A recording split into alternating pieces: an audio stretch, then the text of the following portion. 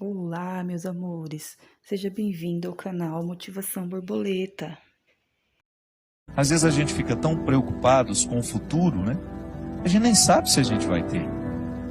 Ou então a gente passa boa parte do nosso tempo faturando o passado, pegando as faturas do passado, olhando se valeu a pena, se não. E nos falta muitas vezes a sensibilidade de observar a vida que está ao nosso redor neste momento. Dudu Falcão e Lenine, que são os autores dessa música, paciência, uma palavra forte para os dias de hoje. Tudo hoje nos convida a ir com muita pressa. O mundo hoje é apressado. E se a gente não cuida, a gente entra nesse ritmo acelerado que nos impede muitas vezes de perceber a própria vida. Semana passada estava viajando com a minha mãe, levando-a para Uberlândia. E num determinado momento eu tinha dormido, que eu estava com muito sono. Eu acordei e sentei ao lado dela. Falei: senhora não quis dormir um pouquinho não? E ela me disse assim: eu não. Essa paisagem está tão bonita, se a gente perde a gente não vê. Achei a resposta da minha mãe muito sábia. É verdade.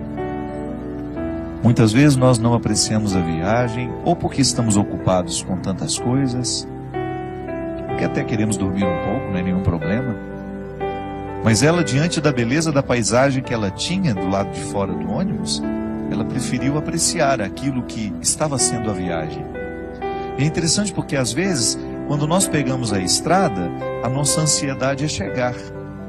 Por isso que às vezes a gente acelera tanto, a gente anda até acima da velocidade permitida, colocando em risco a nossa vida, em risco a vida do outro. Porque nos falta a percepção de que na viagem o importante é o ir. A graça não está no destino final, mas está em cada passo, em cada etapa desse deslocamento que nos leva até aquele lugar. Para isso a gente precisa ter paciência. Talvez seja a virtude mais necessária para os dias de hoje, a gente ter paciência. Paciência com o processo da vida, paciência com os outros que estão ao nosso redor. Porque só na paciência é que a gente descobre que a vida é rara. Que a vida é rara, que ela precisa ser apreciada, ser saboreada. Que essa vida merece ser vivida em cada momento, em cada etapa, com muita intensidade. E às vezes nós vamos ficando cansados, né? Nós vamos perdendo a capacidade de ter essa paciência. Pode observar, quando nós estamos estressados demais, a primeira coisa que a gente perde é a paciência. A gente tem dificuldade de lidar com o tempo, a gente tem dificuldade de lidar com as esperas, com as demoras, a gente quer tudo para ontem. A gente coloca a nossa alma num ritmo tão acelerado e que é tão contrário a ela. Minha gente, nós precisamos prestar muita atenção no ritmo que nós estamos dando à nossa alma. Muitas vezes nós estamos fazendo a nossa alma viver num ritmo que sufoca, que mata aos poucos. E quem é que impõe esse ritmo à alma? O corpo. Porque nós não podemos separar as duas realidades. A antropologia cristã nos ensina que corpo e alma precisam ser conjugados juntos. Mas você não pode esquecer que elas têm necessidades diferentes. São duas realidades que necessitam de coisas diferentes. O corpo precisa de atividade física, precisa de alimento, precisa de descanso, precisa de conhecimento. Não é assim que funciona? Se você cuida bem da saúde do seu corpo, você vai observar a necessidade de vez em quando fazer um check-up, fazer um exame de sangue, examinar tudo aquilo que é o funcionamento do seu corpo, porque você quer viver, você quer ter saúde. Então, para ter saúde, é preciso administrar as necessidades do corpo. É preciso compreender o mecanismo do corpo, como é que ele funciona, quais são as necessidades que ele tem. O corpo precisa ser hidratado, então por isso a gente não pode esquecer de beber água. O corpo precisa de higiene, por isso que nós não podemos deixar de tomar banho, cortar o cabelo, cortar as unhas.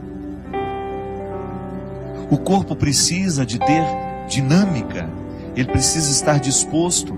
Para isso que a gente coloca uma disciplina de atividade física, para que esse corpo não fique envelhecido mais do que a idade que você tem. Isso também acontece, às vezes a gente está com 50 anos, mas por causa da vida errada que a gente deu ao corpo, que a gente impôs ao corpo, talvez a gente já esteja com 70 anos na carne, mas não na realidade. Então o corpo tem necessidades que, se a gente não observa, ele entra num processo de falência logo. Aí aquela vida bonita que você poderia desfrutar, você não desfruta porque você foi negligente com as necessidades do seu corpo. Aí você vai para as necessidades da alma. Oh meu Deus, como são diferentes as necessidades da alma. A alma precisa de oração, a alma precisa de silêncio. Ao disciplinar o corpo numa quietude e num silêncio, a alma começa a entrar neste contexto de silêncio, de quietude, que é onde a gente vai ter a oportunidade de ouvir Deus falar com a gente. A alma precisa de música. Quantas vezes você chegou cansado em casa, tomou um banho, deitou na sua cama, colocou uma música que te relaxava e você sentiu que a sua alma agradeceu aquele carinho que você fez a ela? Isso é oração também. Ainda bem que nós temos aqui, as músicas que nos fazem rezar. Ou gosto de dizer, as músicas que rezam por nós. A gente grava tantos CDs todo ano. Aqui na Canção Nova você tem uma infinidade. Nós temos aqui o novo trabalho, o meu, Deus no Esconderijo do Verso. Todas essas músicas compostas, pensadas, elaboradas, gravadas, para que a alma viva o deleite que a arte pode trazer.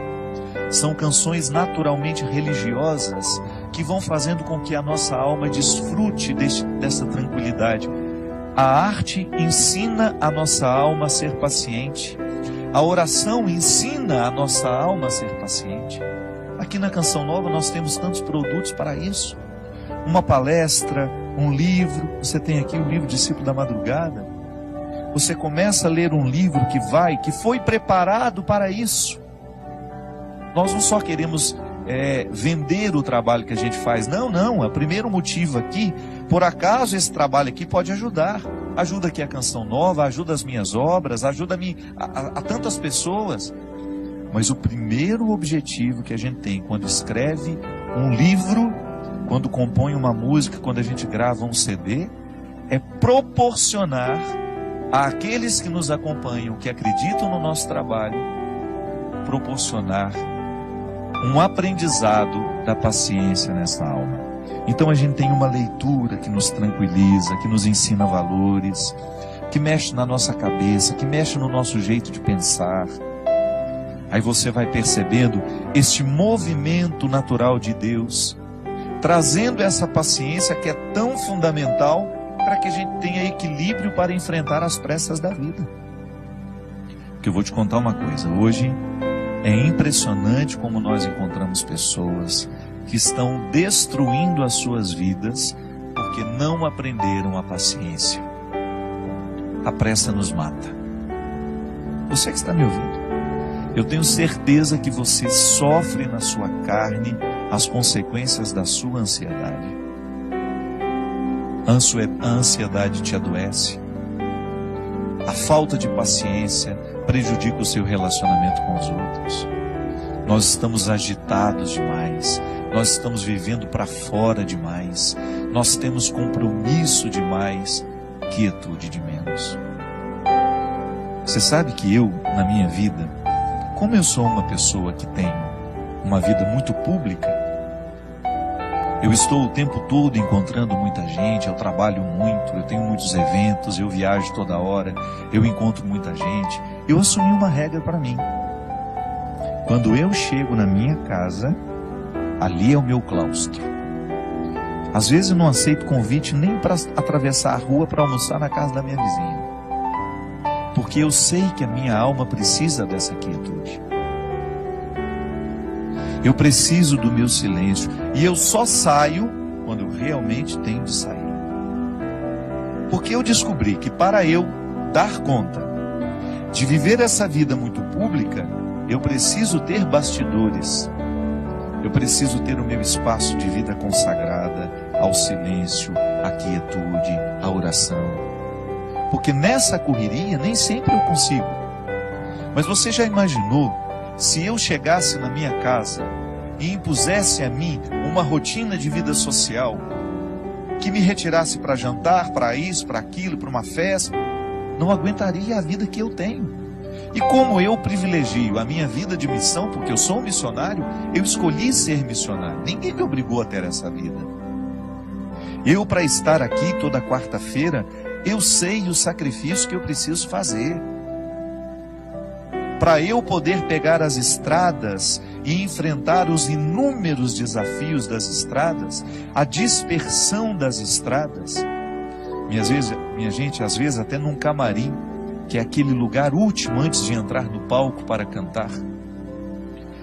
O camarim deveria ser o lugar da oração, do sossego, da tranquilidade. Isso não existe para mim.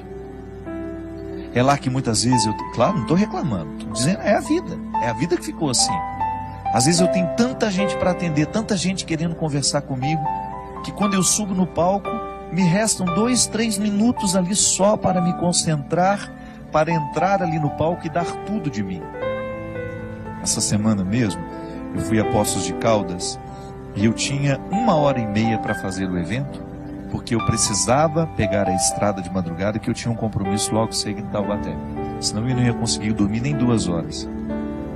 E aí tudo bem, o evento começou, o show começou. Aí a minha assistente, a Mônica, que fica do lado, faltam 10 minutos. E aí eu olhei para aquele povo. Não tenho coragem de parar o show aqui agora, porque eu preciso ir embora. Ali é o lugar da minha dedicação. Você sabe por quê? As pessoas vão ali para me ouvir. É claro que depois eu me dou o direito de dizer, olha, não vou autografar CD de ninguém, não vou tirar foto com ninguém, porque eu preciso ir embora. Mas o meu tempo de evangelização em cima do palco é sagrado. Ali é o horário de exercer o meu ofício. Eu não posso ter pressa no ofício de evangelizar. Mas quando eu chego em casa, eu preciso me dar o direito de viver esses bastidores, de viver esse silêncio, essa quietude, de desligar um pouco o meu telefone, de esquecer que ele existe, de estar um pouco mais diante de Deus, para que Ele me preencha, para que depois, quando eu voltar para a estrada, eu continue tendo o que oferecer ao outro. Olha aqui, você tem uma vida diferente da minha. Você não tem essa necessidade de evangelizar como eu evangelizo. Mas não se engane, você também tem a mesma necessidade que eu tenho de ter bastidores. Sua vida te exige. Você tem uma vida social que te joga para fora o tempo todo. Você trabalha muito, você encontra muita gente. E qual é o espaço que você cria para criar dentro do seu coração esse espaço de paciência que só Deus pode nos dar? Qual é o espaço que você cria para que Deus tenha condições de moldar a sua alma de acordo com a sua vontade, com o desejo que Ele tem? Qual é o espaço que você oferece a Deus para que o seu florescimento espiritual aconteça? Para que você não se desgaste demais nessa vida que não para, nessa vida que é tão rara e que muitas vezes você não percebe por causa do modo de vida que você escolheu viver? Quando eu dou o meu testemunho de que eu tenho estrada demais e muitas vezes bastidores de menos, e que por isso que quando eu chego em casa, eu tenho que me recolher e proporcionar ao meu coração uma restituição espiritual, eu fico pensando também os meus amigos que são padres, que enfrentam no seu dia a dia o desafio de atender as pessoas o tempo todo, porque muitas vezes as pessoas não estão preocupadas com o descanso do padre. Eu já encontrei muitos padres que ficam até constrangidos de dizerem que vão tirar um dia de férias, uma segunda-feira, por exemplo, para descansar. É direito dele. Ele precisa restituir no coração aquilo que ele oferece ao longo da semana. Há padres que celebram 5, 6 missas por domingo. Isso é desgastante, minha gente. A graça de Deus nos sustenta, mas nós também precisamos buscar. Eu vejo aqui na Canção Nova como esses meninos e meninas trabalham. Eles trabalham muito. O meu diretor mesmo, China, que agora está trabalhando ali nos bastidores. Quantas vezes esse menino passa a noite editando programas, às vezes o programa que vai ter de ser repetido, ele passa a noite editando esses trabalhos. Trabalha muito.